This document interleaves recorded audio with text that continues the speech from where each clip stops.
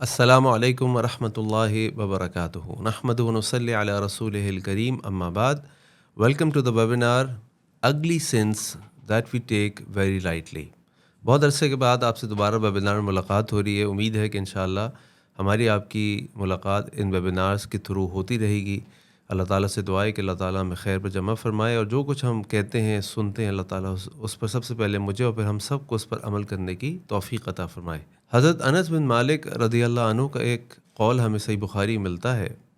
حضرت انس فرماتے ہیں کہ میں دیکھتا ہوں کہ تم لوگوں کی نگاہوں میں تمہارے گناہ بالوں سے بھی زیادہ معمولی اور حقیر ہوتے ہیں، اور جن گناہوں کو تم بالوں سے بھی زیادہ حقیر اور چھوٹا جانتے ہو، نبی کریم صلی اللہ علیہ وسلم کے زمانے میں ہم ان گناہوں کو بہت بڑی بڑی ہلاکتیں تصور کرتے تھے. آج ہم ہر طرف سے گناہوں کے اندر گھرے ہوئے ہیں، صبح شام گناہ ہی گناہ، گناہ ہی گناہ، اور جس کا انجام اور جس کا رزلٹ ہم سب دیکھ رہے ہیں کہ ہر طرف سے ہم پر اللہ تعالیٰ کی آزمائشیں آ رہی ہیں. ہم ایک عجیب کیفیت کا شکار ہیں، ایک عجیب مایوسی کا شکار ہیں. ہر آدمی پریشان ہے. انٹرنل طور پر بھی ہم بہت ساری مشکلات پریشانیوں کا شکار ہیں. گھروں کے مسائل ہیں، بچوں کی پرابلمز ہیں، شوہر بیوی کے جھگڑے ہیں، رشتہ داریوں کے مسئلے ہیں. ایکسٹرنلی بھی ہم بری طرح پریشان ہیں. ایکسٹرنلی طور پر بھی ہم بری طرح پریشان ہیں. بجلی کے بلز ہیں، گیس کے بلز ہیں، انفلیشن ہے، مہنگائی ہے، لا لیسنس ہے، ہر وقت کی ایک ٹینشن ہے، ایک مایوسی ہے. جدھر دیکھو ہر آدمی ایک عجیب کیفیت کا دوچار ہے. آخر اس کی وجوہات کیا ہیں؟ اس کی وجوہات یہ ہے کہ ہم بہت بڑے بڑے گناہوں کو ہم نے بہت چھوٹا سمجھ لیا ہے. اس کی ایک اور مثال میں آپ کے سامنے پیش کرتا ہوں. آپ کسی جگہ بیٹھے ہوئے ہوں اور وہاں پہ آپ کے دوست یا رشتہ دار ہوں. لیکن میں پہلے سے بتا دوں کہ جو مثال میں آپ کو دے رہا ہوں نا، یہ بڑی عجیب سی ایک مثال ہے جو عام طور پہ پیش نہیں کی جاتی. لیکن اس معاملے کی سیویریٹی کو میں آپ کے سامنے رکھنے کے لیے اس مثال کو پیش کر رہا ہوں. آپ بیٹھے ہیں، آپ لوگوں سے بات چیت کر رہے ہیں، ایک دم آپ کو ایک بدبو کا احساس ہوا. آپ نے سوچا پتہ نہیں کیا بات ہے. تھوڑی دیر کے بعد یہ بدبو اور بڑھ گئی، اور اب آپ کو ایک عجیب سی فیلنگ آنے لگی کہ دس از ویری ڈسگسٹنگ، یہ کیا عجیب بدبو ہے. اس کے بعد آپ نے دیکھا کہ آپ کو کچھ آوازیں بھی آنی شروع ہو گئیں.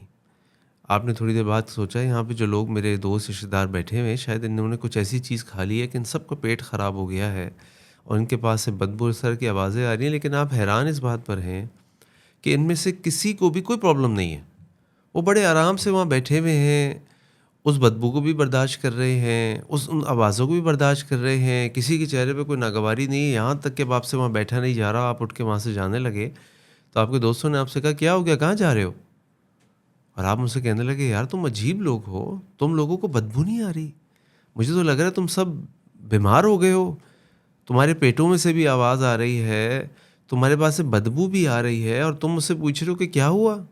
اور وہ کہتے نہیں ہمیں تو کچھ بھی نہیں، ہم بالکل صحیح ہیں، اور آپ پہ ہنسنے لگے. تو اصل میں بات یہ ہے کہ یہ جو بدبو ان کے پاس سے آ رہی تھی نا، آپ کو محسوس ہو رہی تھی، اس کی وجہ یہ تھی کہ آپ کا دل ابھی پیور ہے، آپ کے اندر گناہ کا احساس موجود ہے. اور وہ لوگ وہاں پہ کسی پیٹ کی بیماری کا شکار نہیں تھے، بلکہ وہ لوگ وہاں پہ روحانی بیماریوں کا شکار تھے. وہ کچھ ایسے گناہ کر رہے تھے جو گناہ اللہ کی نگاہ میں تو بہت بڑے ہیں، شریعت کی نگاہ میں تو بہت بڑے ہیں، لیکن ہماری نگاہوں میں ان گناہوں کی اہمیت بہت کم ہے. دیکھیں کچھ گناہ تو ایسے ہیں جو بڑے بڑے ہیں، بہت واضح ہیں. کوئی بھی ایک مسلمان جو اللہ اس کے رسول کو جانتا ہو، ذرا سا بھی اس کے دل میں آخرت کا احساس ان گناہوں کی اہمیت کو سمجھتا ہے. مثال کے طور پہ شرک ہے، مثال کے طور پہ شراب پینا ہے، مثال کے طور پر جوا کھیلنا ہے، مثال کے طور پہ زنا کرنا ہے، مثال کے طور پہ کسی پہ ڈاکہ مارنا یا اس کی کسی چیز کو چوری کرنا ہے. یہ گناہ ہم سب سنتے ہیں، جانتے ہیں، مانتے ہیں، بڑے بڑے گناہ جانتے ہیں. تو کوئی ایسا کر رہا ہوتا ہے تو ٹھیک ہے، لوگ کر تو رہے ہوتے ہیں، لیکن بہرحال ایک احساس پھر بھی کسی حد تک لوگوں میں ہوتا ہے کہ یہ گناہ ہے. لیکن کچھ گناہ اتنے ہماری نظروں میں ٹریویل ہو گئے ہیں، اتنے ہلکے ہو گئے ہیں کہ جن کو ہم گناہ نہیں سمجھتے. جن میں سے ایک بہت بڑا گناہ ہے غیبت کا گناہ. غیبت کیا ہے؟ اللہ کے نبی صلی اللہ علیہ وسلم فرمایا ذکر کا اخا کا بما یکرہ، اپنے بھائی کا ذکر ایسے کرو کہ اگر اس کے سامنے کرو تو اس کو برا لگے، یا اس کو پتہ چلے تو اس کو برا لگے. آج ہم دیکھتے ہیں کہیں بھی بیٹھے ہوتے ہیں لوگ غیبتیں کر رہے ہوتے ہیں. دوستوں کی غیبتیں ہوتی ہیں، رشتہ داروں کی غیبتیں ہوتی ہیں، حکمرانوں کی غیبتیں ہوتی ہیں، علماء کی ہی غیبتیں ہوتی ہیں، اور اس کو ہم بالکل بھی مائنڈ نہیں کرتے. اللہ کے نبی صلی اللہ علیہ وسلم جب معراج کے سفر پر گئے تو آپ نے دیکھا کچھ لوگوں پہ بڑا ہی عجیب قسم کا عذاب ہو رہا تھا، وہ اپنے چہروں کو اپنے ناخنوں سے نوچ رہے تھے۔ اللہ کے نبی صلی اللہ علیہ وسلم جب معراج کے سفر پر گئے تو آپ نے وہاں دیکھا کہ کچھ لوگ اپنے ناخنوں سے اپنے چہروں کو اور اپنے سینے کو نوچ رہے ہیں۔ آپ نے پوچھا یہ کون لوگ ہیں؟ آپ کو بتایا گیا یہ وہ لوگ ہیں جو اپنے بھائیوں کا گوشت کھاتے ہیں۔ اور اپنے بھائیوں کا گوشت کون کھاتا ہے؟ سورۃ الحجرات میں اللہ تعالیٰ نے فرمایا کہ جو اپنے بھائی کی غیبت کرتا ہے، جو کسی غیبت کرتا ہے، وہ ایسے ہی ہے جیسے اپنے بھائی کا گوشت کھاتا ہو۔ انتہائی برا عمل ہے، لیکن آج ہمارے یہاں اتنا کامن ہو گیا ہے کہ کوئی مجلس ایسی نہیں ہوتی، کوئی گیدرنگ ایسی نہیں ہوتی کہ جہاں پر ہم غیبت نہ کرتے ہوں۔ اللہ تعالیٰ ہمارے گناہوں کو معاف فرما دے۔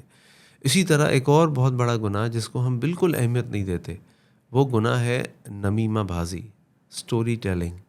ہم کہیں بیٹھتے ہیں اور لوگ ایک دوسرے کے واقعات آپ کو سنا رہے ہوتے ہیں کہ جی فلاں کے گھر میں یہ ہو گیا، فلاں کا فلاں سے جھگڑا ہو گیا، فلاں نے فلاں کو یہ کہا، اس نے اس کو یہ کہا۔ ارے بھائی بات یہ ہے کہ آپ جس کو بھی بات بتا رہے ہو، جس محفل میں لوگ بیٹھے ہیں اور بات سن رہے ہیں، کیا ان کا کوئی اس سے کنسرن ہے؟ کیا وہ اس شخص کی جا کر مدد کر سکتے ہیں، اس کے مسئلے کو حل کر سکتے ہیں، اس کی کسی مشکل کو دور کر سکتے ہیں؟ نہیں، پھر آپ کیوں بتا رہے ہو؟ اور یہ بات اللہ تعالیٰ نے قرآن میں، نبی کریم صلی اللہ علیہ وسلم نے احادیث مبارکہ میں اس کی شدید مذمت فرمائی ہے۔ اللہ کے نبی صلی اللہ علیہ وسلم فرمایا لا يدخل الجنت نمام، نمیمہ کرنے والا جنت میں نہیں جائے گا۔ میں آپ کو اپنا ایک واقعہ سناتا ہوں، ہے تھوڑا سا فنی لیکن میں آپ کو سناتا ہوں۔ آج سے کئی سال پہلے، یعنی سمجھ لیں کوئی 10 یا 12 سال پہلے، جب میری والدہ محترمہ حیات تھیں، اللہ تعالیٰ ان کی مغفرت فرمائے، تو ایک دن میں ان کے پاس گیا۔ وہ مجھے کہنے لگی کہ بیٹا تمہاری پھپھو کا فون آیا تھا۔ میں نے کہا اچھا خیریت، کیا کہہ رہی تھی؟ کہنے لگی کہ سنا ہے کاشف نے دوسری شادی کر لی ہے۔ تو میں نے کہا ممی آپ نے کیا جواب دیا پھپھو کو؟ کہنے لگی میں نے ان کو یہ جواب دیا کہ میں کاشف میرا بیٹا نہیں کر سکتا، کوئی اور کر لے تو کر لے، میرا بیٹا کاشف نہیں کر سکتا۔ میں کیوں نہیں کر سکتا؟ یہ اپنی بیوی سے بڑی محبت کرتا۔ تو کہنے کا مقصد یہ ہے کہ اب کوئی شخص بیٹھا میری دوسری شادی کے بارے میں باتیں کر رہا ہے اور باتیں کر کے میرے رشتہ داروں کو بتا رہا ہے، اور وہاں سے وہ بات میرے گھر پہ پہنچ گئی۔ اب اس کا کیا فائدہ ہے کسی کا؟ چلو اگر کہیں ذکر بھی ہو گیا، بس بات ختم ہو گئی۔ اب ایک سے دوسرے کو بتانا، دوسرے تیسرے کو بتانا، تیسرے چوتھے کو بتانا، اس کا کوئی فائدہ نہیں ہے۔ تو لہٰذا اور بعض اوقات تو یہ نمیمہ لوگوں کے گھروں میں جھگڑے ڈال دیتا ہے۔ یہ نمیمہ سے بڑے بڑے مسائل پیدا ہو جاتے ہیں، کیونکہ دیکھیں وہ آپ نے چائنیز وسپر سنا ہے نا، ایک بات ہم کسی کو کہتے ہیں، پھر وہ کسی کو کہتا ہے، پھر وہ کسی کو کہتا ہے، پھر وہ کسی کو کہتا ہے، یہاں تک کہ بات جب 10 کانوں 20 کانوں سے گھوم کر آخر میں پہنچتی ہے تو وہ کچھ کی کچھ ہو چکی ہوتی ہے۔ یہاں سے بریانی پکائی ہوئی ہوتی ہے اور وہاں سے حلیم نکل رہی ہوتی ہے، یہاں سے بریانی پکائی ہوئی ہوتی ہے، وہاں سے کھچڑی بن کے تیار ہو رہی ہوتی ہے۔ تو لہٰذا یہ نمیمہ ہمارے دین میں شدید ناپسند ہے۔ اسی طرح بدگمانی کرنا، اللہ کے نبی صلی اللہ علیہ وسلم فرمایا ایاکم والظن ان الظن اکذب الحدیث، اپنے آپ کو گمان سے بچاؤ، کیونکہ یہ گمان کرنا، بدگمانی کرنا سب سے بڑا جھوٹ ہے۔ انسان کسی کو دیکھتا ہے، کوئی شخص کوئی بھی بات کہہ رہا ہے، اس نے اس بات کا ایک اور مطلب نکال لیا، اور اس ایک اور مطلب کو نکالنے کی وجہ سے وہ اس شخص کے بارے میں کئی باتیں کرنے لگا۔ ابھی تو صرف اس نے کوئی بات سنی تھی یا کچھ کرتے دیکھا تھا، اس کو اس کی حقیقت کا نہیں پتا تھا۔ اس نے اس سے اپنے ذہن میں ایک کہانی بنائی، اس کہانی کو بنا کر اس نے دوسروں کو بتانا شروع کر دیا، تو وہ جو بدگمانی تھی وہ ٹرن ہو کے غیبت میں بنی، اور غیبت ٹرن ہو کے نمیمہ میں بن گئی۔ اچھا ہم یہ باتیں بہت عام کر رہے ہوتے ہیں، گھروں میں باتیں عام ہوتی ہیں، دفتروں میں باتیں عام ہوتی ہیں، آپ کسی گیدرنگ میں چلے جائیں وہاں لوگ یہ باتیں کر رہے ہوتے ہیں۔ اچھا یہ بدگمانی ہم بہت کر رہے ہوتے ہیں، اور اس بدگمانی کی وجہ سے لوگوں کے رشتے ختم ہو جاتے ہیں۔ شوہر بیوی کے بارے میں بدگمانی کر رہا ہے، بیوی شوہر کے بارے میں بدگمانی کر رہی ہے، پارٹنرز جو آپس میں کاروبار میں پارٹنرز ہوتے ہیں وہ ایک دوسرے کے بارے میں بدگمانی کر رہے ہیں۔ ارے بھائی آپ پوچھ لیجئے، اگر آپ کو پوچھتے ہوئے حیا آ رہی تو کسی انڈائریکٹ طریقے سے پوچھ لیجئے، اس بات کی کلیریفیکیشن کر لیجئے۔ سوچئے نا کسی کا رشتہ ختم ہو جائے، کیا اس سے بہتر یہ نہیں ہے کہ اس رشتے میں جو لوگ ہیں ان سے ذرا بولڈلی یا کلیئرلی اس بات کو کلیئرفائی کر لیا جائے، اور نہ کہ کسی اتنے بڑے نقصان کا انسان کو اندیشہ اور سامنا کرنا پڑے۔ تو لہٰذا یہ بدگمانی بھی ایک ایسا گناہ ہے جس کو لوگ بہت لائٹ لے لیتے ہیں۔ اسی طرح جھوٹ بولنا اور جھوٹی گواہی دینا، یہ بھی آج ہمارے معاشرے میں بہت عام ہو گیا ہے۔ آپ کورٹ میں جائیے، کورٹ کے باہر آپ کو کئی ایسے گواہ مل جائیں گے جو آپ جو گواہی ان سے مانگیں گے وہ کچھ پیسوں کے عوض قرآن پہ ہاتھ رکھ کے وہ گواہی دے دیں گے۔ ایک مسلمان کے لیے تو کوئی بھی بات کہہ دینا، چاہے وہ قرآن کا نام لے یا نہ لے، اس پہ ہاتھ رکھے یا نہ رکھے، وعدہ یا قسم کا لفظ استعمال کرے یا نہ کرے، اس کی طرف سے یہ ایک سچی بات ہوتی ہے، کیونکہ مومن جھوٹ نہیں بولتا۔ لیکن آج ہم دیکھتے ہیں کہ ہر طرف جھوٹ ہے، ہر طرف جھوٹی گواہی ہے، اور قرآن بار بار، نبی کریم صلی اللہ علیہ وسلم بار بار ہمیں اس بات کی طرف احساس دلا رہے ہیں کہ دیکھو، جھوٹی گواہی اور جھوٹی بات، جھوٹی گواہی اور جھوٹی بات یہ کبیرہ گناہ ہے، یہ اللہ کو انتہائی ناپسند ہے۔ لیکن آج جھوٹ ہماری سوسائٹی میں، ہمارے لین دین میں، ہمارے معاملات میں عام ہو گیا ہے، عام ہو گیا ہے۔ اللہ تعالیٰ قرآن فرماتے ہیں وَأَقِیمُوا الشَّهَادَةَ لِلَّهِ، اللہ کے لیے سچی گواہی دینے والے بن کے کھڑے ہو جاؤ۔ یا ایھا الذین آمنوا کونوا قوامین بالقسط شہداء للہ، اے لوگوں جو ایمان لے کر آئے ہو، اللہ کے لیے سچی گواہی دینے والے بن کے کھڑے ہو جاؤ، عدل کرنے والے بن کے کھڑے ہو جاؤ۔ ان اللہ یأمر بالعدل والاحسان، اللہ تعالیٰ تمہیں حکم دیتے ہیں عدل اور احسان کا، اور آج جھوٹی گواہی ہے۔ حضرت ابوبکر رضی اللہ عنہ فرماتے ہیں کہ نبی کریم صلی اللہ علیہ وسلم کے پاس میں گیا، آپ کعبہ کی دیوار سے ٹیک لگائے ہوئے تھے۔ آپ نے مجھ سے کہا کہ ابوبکر میں تمہیں بڑے بڑے گناہوں کے بارے میں بتاؤں؟ میں نے کہا جی بتائیے۔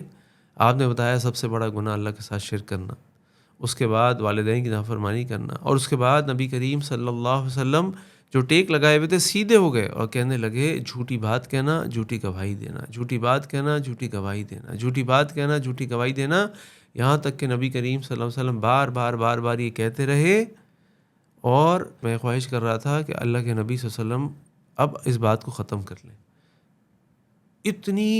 اتنا بڑا گناہ ہے، اتنا بڑا گناہ ہے، لیکن آج یہ جھوٹ ہمارے معاشروں میں عام ہو گیا ہے۔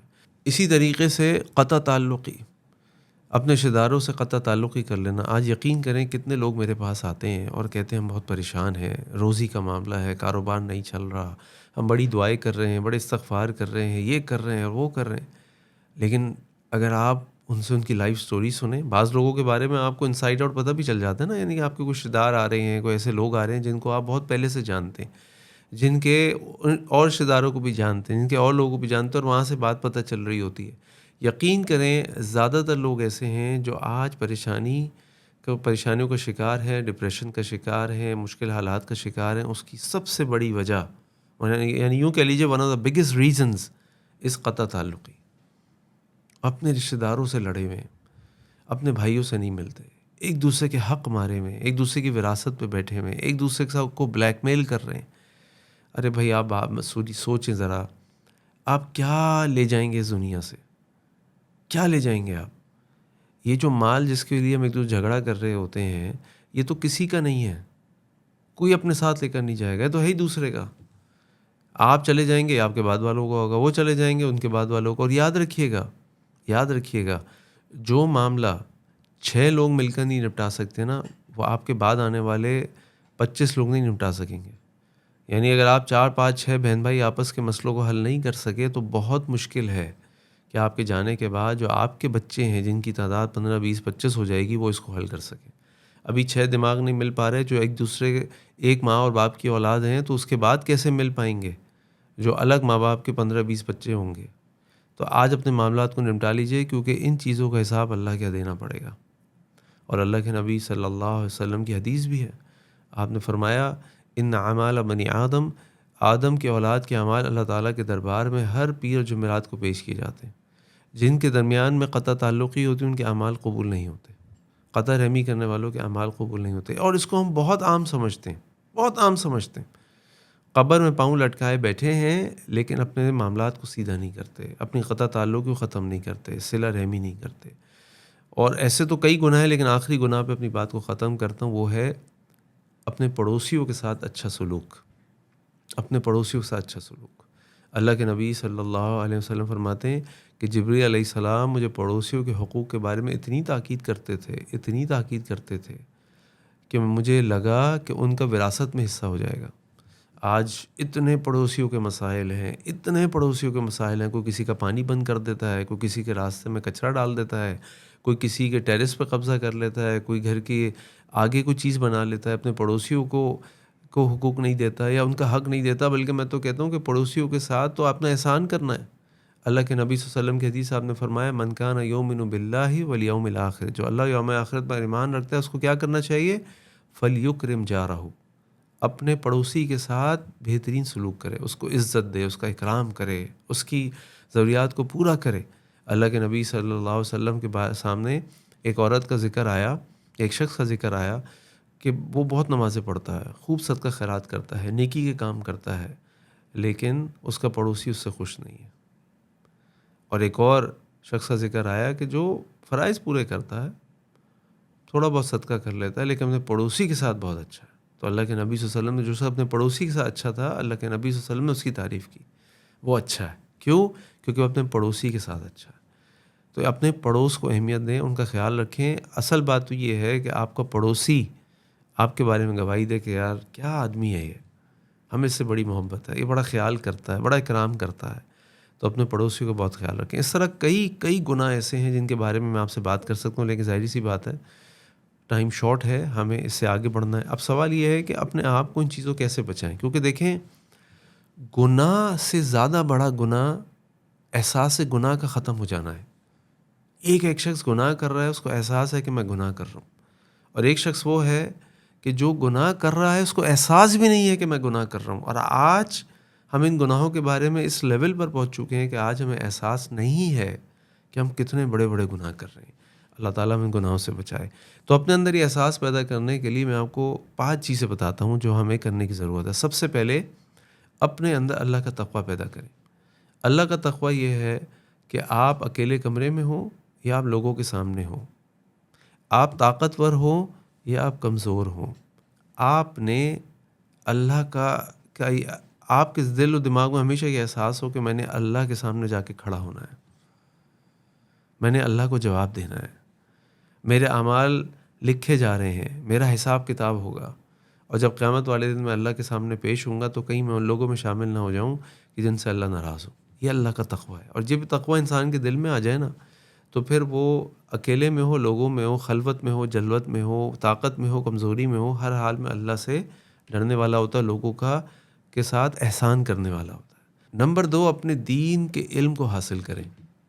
دیکھیں، آپ ایک اندھیرے کمرے میں ہیں یا آپ ایک اندھیرے راستے میں ہیں، آپ اس راستے میں چل رہے ہیں، آپ کو یہ نہیں پتا کہ میں جس راستے پہ چل رہا ہوں یہ راستہ کھائی میں نہ گر جاؤں، کسی مین ہول میں نہ گر جاؤں، کسی کھڈے میں نہ گر جاؤں، کسی جانور کا مجھے سامنا نہ ہو جائے، کوئی موذی جانور مجھے کاٹ نہ لے۔ لیکن اگر آپ کے پاس لائٹ ہو، نور ہو، تو آپ کو راستہ نظر آئے گا اور آپ تیزی سے فوکسڈ ہو کر اس راستے پہ چلنے لگیں گے جو آپ کی منزل پہ آپ کو لے جائے گا۔ علم کی مثال ایسے ہی ہے۔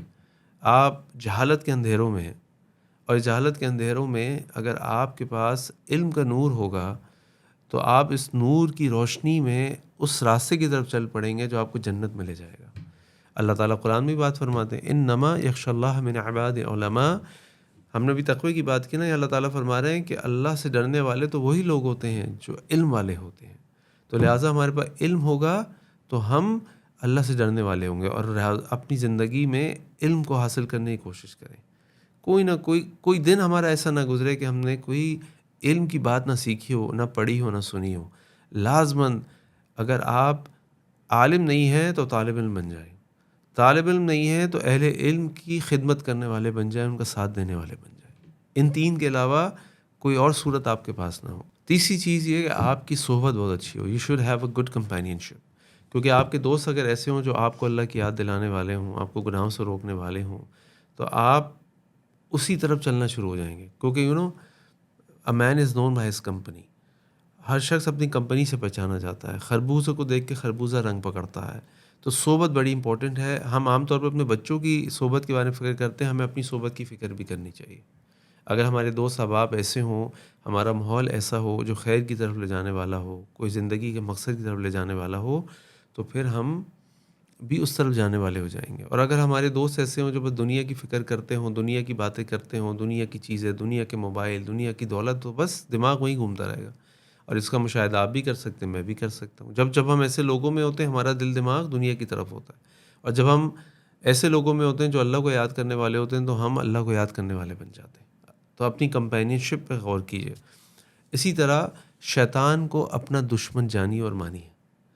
یہ شیطان جو ہے نا، اس کی زندگی کا مقصد ہے ہمیں جہنم والا بنا دے۔ انشاءاللہ اس کے اوپر بھی ویبینار کریں گے، ٹیکٹکس آف شیطان کے اوپر۔ شیطان کے پاس ہر کسی کے لیے کوئی نہ کوئی چال موجود ہے، اور وہ انسان کو اس طرف لے جا رہا ہوتا ہے.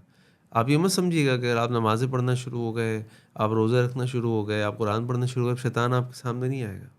شیطان آپ کو وہاں سے الجھائے گا جہاں سے آپ سوچ بھی نہیں سکتے. لیکن شیطان سے آپ کیسے بچ سکیں گے؟ اللہ کا تقوی، علم، نالج، اور نمبر 3 اچھی صحبت. اور 5ویں چیز اپنی موت کو یاد رکھیں. اللہ کے نبی صلی اللہ علیہ وسلم فرمایا اکثر ذکر حاضم اللذات یعنی الموت. لذتوں کو ختم کرنے والی چیز کو کثرت سے یاد کیا کرو. وہ کیا ہے؟ وہ ہے موت. جب انسان کو یہ پتہ ہونا کہ وہ مرنے والا ہے تو اس کی زندگی کا نقشہ چینج ہو جاتا ہے. آپ کو اگر میں یہ کہوں کہ آپ کے پاس صرف 3 گھنٹے ہیں، اس کے بعد ملک الموت نے آپ کے پاس آ جانا ہے، آپ بچ نہیں سکتے. تو اب آپ مجھے یہ بتائیے کہ اس 3 گھنٹے واقعی اگر آپ یہ یقین کر لیں تو اب 3 گھنٹے میں آپ کیا کریں گے؟ آپ فوراً، ایک اچھا انسان جو ہوگا نا وہ کیا کرے گا؟ وہ فوراً اپنے جتنے لوگوں سے کمٹمنٹس ہیں ان کو پورا کرنے کی فکر کرے گا. کسی کو سے لینا دینا ہے وہ اس کی لسٹ بنا کے اپنے گھر والوں رشتہ داروں کو بتائے گا. کسی سے معافی مانگنی ہے تو وہ بتائے گا. بالکل ایسے بن جائیں کہ جیسے آپ کی موت آنے والی ہے. حقیقت بھی یہ ہے کہ میں آپ کو 3 گھنٹے کہہ رہا ہوں، ہماری موت تو 3 سیکنڈ میں آ سکتی ہے. کتنے لوگ ہمارے سامنے روز چلے جاتے ہیں، کوئی اندازہ بھی نہیں ہوتا وہ چلے جاتے ہیں. ابھی تھوڑے دن پہلے میرے ایک جاننے والوں کے بیٹے کا انتقال ہوا. وہ رات کو اپنے ماں باپ کے ساتھ دسترخوان پہ بیٹھ کے کھانا کھا رہا ہے. 10 سال کا بچہ. اس نے منہ میں نوالا ڈالا اور وہ نوالا اس کے کھانے کی نالی کے بجائے سانس کی نالی میں چلا گیا اور وہ اپنے ماں باپ کے سامنے تڑپ تڑپ کے مر گیا. آپ مجھے بتائیں میرا آپ کا کتنا کنٹرول ہے اس کے اوپر؟ تو ہماری موت تو ہمارے سامنے ایویڈنٹ ہے، بالکل کلیئر ہے، بالکل سامنے ہے. اگر اپنی موت کو ہمیشہ یاد رکھیں گے تو آپ کی زندگی کا نقشہ چینج ہو جائے گا.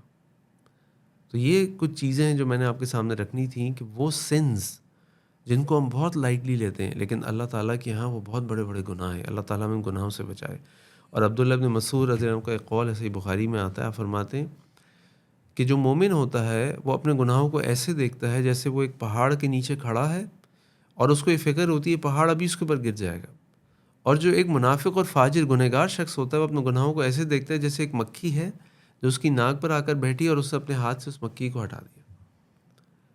تو ہمیں ایسے بننا ہے کہ جیسے ہمارے گناہ پہاڑوں کی طرح ہیں اور پہاڑ کبھی بھی ہمارے اوپر آ کے گر جائے گا. اگر ہماری کیفیت ایسی ہو گئی تو آپ دیکھیے گا انشاءاللہ ہم ان گناہوں کو جن کو ہم بہت چھوٹا سمجھ رہے ہوتے ہیں، جو اللہ کے یہاں بہت بڑے بڑے گناہ ہیں، ہم ان سے بھی بچنا شروع ہو جائیں گے.